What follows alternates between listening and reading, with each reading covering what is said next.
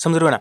तो तीन तीन वैज्ञानिक थे, एक था Hugo de Vries, Carl Correns और एरिक वोन शेरमार्क। इसको हम याद कर सकते हैं ए होक्का, मतलब ए से एरिक वोन शेरमार्क, होक्का मतलब कि हो से मतलब ह्यूगो डी वरीज और का से कार्ल कोरेंस। ठीक है, आगे हम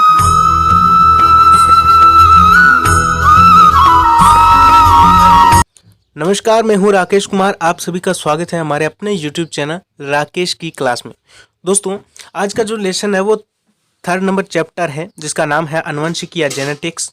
ठीक है दोस्तों, इससे पहले मैंने एक वीडियो बनाया है जिसमें आनुवंशिकी जो तीसरा चैप्टर है इससे संबंधित जितने भी इम्पोर्टेंट चीज़ें हैं, जैसे कि कुछ कैसे क्वेश्चंस आते हैं, ठीक है, और किस प्रकार से इसकी जो पूरी स्ट्रेटजी रहने वाली है, वो सारा कुछ मैंने उसमें बताया है।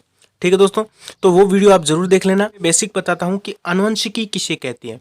देखो, आनुवंशिकी देखो, जैसे विज्ञान बहुत प्रकार की होती है, जैसे कि जीव विज्ञान हो गया, रसायन विज्ञान हो गया, सामाजिक विज्ञान हो गया, अगर शरीर की बात करें तो शारीरिक विज्ञान हो गया, अगर मन की बात करें तो मनोविज्ञान हो गया। उसी प्रकार, ठीक है, उसी प्रकार क्या है, आनुवंशिकी जीव विज्ञान की शाखा है। जैसे विज्ञान की शाखा हो गई, ये सारी सामाजिक है, जैसे जीव विज्ञान है, रसायन है, ये सारी विज्ञान की शाखा है। और इन शाखाओं की भी शाखा होती है, ठीक है, तो उन्हीं में से जीव विज्ञान की एक शाखा है जिसका नाम है आनुवंशिकी। मुझे लग रहा है आपको थोड़ा सा समझ में आया है। ठीक है, तो इसको जीव विज्ञान की वह शाखा, मतलब जीव विज्ञान की यह एक शाखा है जिसमें जीवों की विभिन्नताओं तथा लक्षणों का अध्ययन किया जाता है। देखो, एकदम सरल एकदम परिभाषा है कि जीव विज्ञान की एक वह शाखा जिसमें एक तो जीवों की विभिन्नताओं का अध्ययन किया जाता है और एक जीवों के लक्षणों का अध्ययन किया जाता है। सिंपल सी बात, जिसमें क्या होता है, वह विज्ञान जिसमें लक्षणों और जीवों की विभिन्नताओं का अध्ययन किया जाता है। बस सिंपल सी बात है। ठीक है, क्या क्या अध्ययन किया जाता है इसमें, जीवों की विभिन्नताओं और उनके लक्षणों का अध्ययन किया जाता है। बस सिंपल सी बात। आगे चलते हैं, आगे चले तो सबसे पहले जेनेटिक्स या आनुवंशिकी जो शब्द है उसका प्रयोग किसने किया, ये 1 नंबर का क्वेश्चन आ सकता है भाई। वो किया था बेटसन ने। सिंपल सी बात है, या पढ़ लेना। आगे आनुवंशिक लक्षण, देखो ये 3-4 परिभाषाएं हैं, सबसे मोस्ट इंपॉर्टेंट और ज्यादा कंफ्यूजन पैदा करने वाली, उनको मैंने एक साथ रख दिया, जैसे कि आनुवंशिकी, आनुवंशिक लक्षण, आनुवंशिकता और एक है वंशागति। ठीक है, तो आनुवंशिक लक्षण क्या होते हैं। अब देखो भाई, इसमें हम क्या पढ़ेंगे, जीवों के लक्षणों के बारे में, जैसे कि एक जीव के लक्षण दूसरे जीव में कैसे जाते हैं, समझ रहे हो। ठीक है, मनुष्य से मनुष्य ही क्यों पैदा होता है, ठीक है, बंदर से गाय क्यों नहीं पैदा होती, या फिर गाय से बंदर क्यों नहीं पैदा होता, ये सब चीजें किस में आती है, आनुवंशिकी में आती है। ठीक है, इसमें अध्ययन करेंगे। तो आनुवंशिक लक्षण क्या होते हैं। अब देखो भाई, जैसे कि माता पिता के कुछ गुण हैं वो क्या होते हैं, संतति पीढ़ी में चले जाते हैं। ठीक है, माता पिता के कुछ गुण होते हैं वो संतति में चले जाते हैं, और जो गुण क्या होते हैं एक पीढ़ी से दूसरी पीढ़ी में संचरण करते हैं उनको क्या कहते हैं, आनुवंशिक गुण या आनुवंशिक लक्षण कहते हैं। समझ बात, मतलब कि वे लक्षण जो एक पीढ़ी से दूसरी पीढ़ी में जाते हैं क्या कहलाते हैं, आनुवंशिक लक्षण कहलाते हैं। आप इसको पढ़ लेना कि वे लक्षण जो एक पीढ़ी से दूसरी पीढ़ी में जाते हैं भाई, ठीक है, वो आनुवंशिक लक्षण हो गए। आगे आनुवंशिकता क्या है। अब देखो, एक तो है आनुवंशिकी, ये तो एक जीव विज्ञान की शाखा है जिसमें लक्षणों और विभिन्नताओं का अध्ययन किया जाता है। एक होता है आनुवंशिकता। आनुवंशिकता हम क्या कह सकते हैं कि माता पिता तथा अन्य पूर्वजों, क्या माता पिता तथा अन्य पूर्वजों के गुण संतानों में अवतरित होना क्या कहलाता है, आनुवंशिकता कहलाता है। मतलब ये एक पूरी जो प्रक्रिया है, मतलब गुणों का एक पीढ़ी से दूसरी पीढ़ी में जाना, इस पूरी प्रक्रिया को क्या कहेंगे, आनुवंशिकता। और इसका अध्ययन करना क्या कहलाता है, आनुवंशिकी। समझ रहे हो, इसका थोड़ा डिफरेंस है भाई, आराम से याद कर लेना आप। आगे आती है ऐसी एक परिभाषा जिसका नाम है वंशागति। ठीक है, एकदम सिंपल तरीके से आपको नीचे डायग्राम भी बनाया हुआ है, मैं अच्छी तरीके से इनका डिफरेंस आपको बता दूंगा। ठीक है, वीडियो गौर से देखना। आगे वंशागति, देखो वंशागति क्या होता है, आनुवंशिक लक्षणों का एक पीढ़ी से दूसरी पीढ़ी में जाना क्या कहलाता है, वंशागति कहलाता है भाई। देखो मैंने यहाँ पे एक डायग्राम बनाया है, ठीक है, ये सही नहीं बना, तो जो लक्षण एक पीढ़ी से मतलब अप 1 पीढ़ी से अप 2 पीढ़ी में जाते हैं उन लक्षणों को क्या कहते हैं, आनुवंशिक लक्षण कहते हैं। ठीक है, और जो जाते हैं इस पूरी प्रक्रिया को क्या कहते हैं, वंशागति कहते हैं। ठीक है, इस पूरी प्रक्रिया का अध्ययन किस में करते हैं, अध्ययन करते हैं आनुवंशिकी में। ठीक है, और गुणों का एक पीढ़ी से दूसरी पीढ़ी में जाना, मतलब इस प्रक्रिया को क्या कहेंगे? इस प्रक्रिया को कहेंगे हम आनुवंशिकता। समझ में बात? सबसे पहले देखो मेंडलवाद आता है आपके। मेंडल का पूरा नाम, मेंडलवाद में हम टोटल पढ़ेंगे जितना भी आपके सिलेबस में है एकदम सही तरीके से, ठीक है। मेंडल का पूरा नाम क्या है? Gregor John Mendel. मैं कहता हूं सिर्फ आप इतना ही पढ़ लो, काफी है आपके लिए। मेंडल का पूरा नाम ग्रेगर जॉन मेंडल, एक नंबर का आ सकता है। अब मेंडलवाद है क्या? मेंडल के द्वारा आनुवंशिकता से संबंधित दिए गए नियमों को क्या कहते हैं?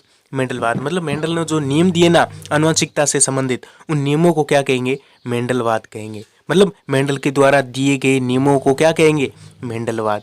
बस सिंपल सी बात है, आप पढ़ लेना इसको, ठीक है। आगे, मेंडल ने आनुवंशिकता से संबंधित 3 नियम दिए थे। याद रखना, मेंडल ने आनुवंशिकता से संबंधित कितने नियम दिए? 3 नियम दिए, आपने थोड़ा पढ़ा होगा, ठीक है। उसमें प्रथम नियम जो है उसका नाम है प्रभाविता का नियम, सेकंड जो है वो है पृथक्करण का नियम, और तीसरा है स्वतंत्र अपव्यूहन का नियम, ठीक है दोस्तों। ये बात आप याद रखना कि मेंडल ने 3 नियम दिए थे, और वो नियम कौन कौन से थे। मेंडल ने अपने प्रयोगों को किस पौधे पर किया? तो मेंडल ने अपने प्रयोगों को करने के लिए उद्यान मटर के पौधे का चयन किया। सबसे इंपॉर्टेंट है उद्यान मटर या फिर गार्डन पी, ठीक है। आगे देखो, प्रयोगों के लिए मटर के पादप के 7 लक्षणों का चयन किया। एक नंबर का क्वेश्चन आ सकता है कि मेंडल ने अपने प्रयोगों के लिए मटर के पौधे के कितने लक्षणों का चयन किया? तो वो लक्षण थे 7, याद रखना, ठीक है। उद्यान मटर पर 7 वर्ष तक कार्य किया गया। आपको पूछ सकता है कि मेंडल ने अपने प्रयोग कितने वर्ष तक किए, या फिर इस प्रकार से क्वेश्चन आ सकता है। तो वो थे 7 वर्ष, जो कि 1856 से शुरू होकर 1863 तक उन्होंने अपने प्रयोग किए थे। दोस्तों आराम से देख सकते हो, ठीक है, आराम से देख सकते हो, लिख सकते हो और स्क्रीनशॉट ले सकते हो। आगे है, मेंडल ने अपने प्रयोगों को 1865 में ब्रून सोसाइटी ऑफ नेचुरल हिस्ट्री, देखो भाई 1865 में इन्होंने अपने नियमों को प्रकाशित किया था एक शोध पत्र में, ठीक है, जिसका नाम क्या है? ब्रून सोसाइटी ऑफ नेचुरल हिस्ट्री। कब किया था? 1865 में। यही क्वेश्चन बनेगा कि मेंडल ने अपने प्रयोगों को शोध पत्र के रूप में कौन सी पत्रिका या फिर कौन से शोध पत्र में प्रस्तुत किया? तो वो था ब्रून सोसाइटी ऑफ नेचुरल हिस्ट्री। याद रखना ये चीज, ठीक है, 1 नंबर की पूछ सकता है।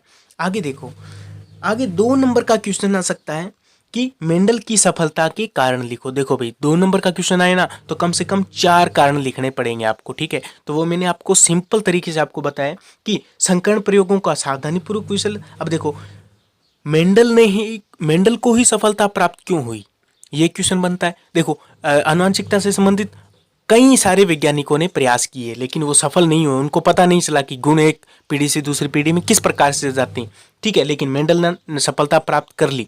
ये किस प्रकार से की, या फिर मतलब सफलता के कारण क्या थे? तो वो कारण ये है संकर्ण प्रयोगों का सावधानीपूर्वक विश्लेषण करना। मतलब जो भी प्रयोग किया था उसका एकदम सावधानीपूर्वक विश्लेषण किया, बस सिंपल सी बात है। उपयुक्त पादप का चुनाव करना, ठीक है। एक समय में एक ही लक्षण की वंशागति का अध्ययन करना। मेंडल ने प्रयोगों से संबंधित आंकड़ों का सावधानीपूर्वक विश्लेषण किया। सिंपल सी बात है कि भाई एक समय में एक ही लक्षण की वंशागति का अध्ययन किया, ठीक है। और मेंडल ने प्रयोगों से संबंधित आंकड़ों को क्या किया? एकदम सावधानीपूर्वक मतलब उनको देखा या फिर विश्लेषण किया उनका, ठीक है। आगे देखो, आगे है आपके मटर के पादप का ही चयन क्यों किया? आप देखो मेंडल ने मटर के पादप का ही चयन क्यों किया, ये एक महत्वपूर्ण बात आती है कि भाई मेंडल ने अपने प्रयोगों के लिए मटर को क्यों चूज किया। तो इसके भी कई कारण हैं, वो देख लो। देखो मटर का पौधा होता है वो एक वर्षीय होता है। एक वर्षीय मतलब कि 1 वर्ष में इसकी फसल जो है वो तैयार हो जाती है। आगे इससे क्या होता है कि कम समय में अधिक पीढ़ियों का हम अध्ययन कर सकते हैं, ये भी एक अच्छा पॉइंट बना है, ठीक है।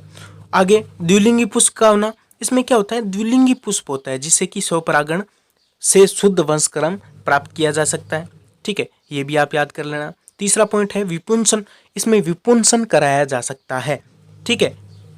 आगे विपर्यासी लक्षणों के विभिन्न जोड़े पाए जाना, मटर में विभिन्न प्रकार के विपर्यासी जोड़े पाए जाते हैं। लक्षण जैसे कि मैंने ले लिया लंबाई, क्या ले लिया? लंबाई।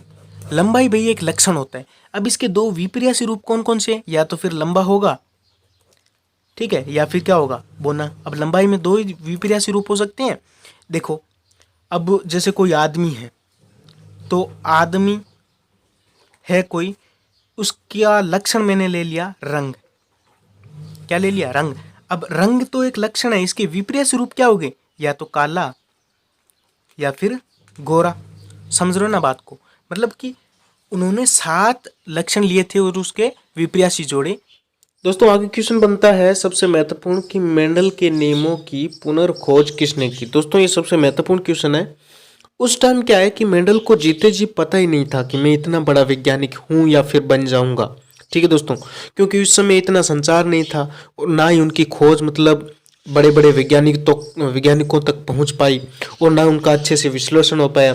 इसलिए मेंडल को पता ही नहीं चला जीते जी कि भाई मैं इतना बड़ा वैज्ञानिक हूँ।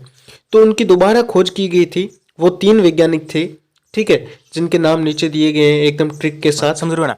तो तीन तीन वैज्ञानिक थे। एक था Hugo de Vries, Carl Correns और एरिक वोन शेरमार्क। इसको हम याद कर सकते हैं ए होक्का, मतलब ए से एरिक वोन शेरमार्क, होक्का मतलब कि हो से मतलब ह्यूगो डी व्रीज और का से कार्ल कोरेंस। ठीक है, आगे हम नेक्स्ट क्लास में आपसे मिलेंगे। ठीक है, पार्ट नंबर 2।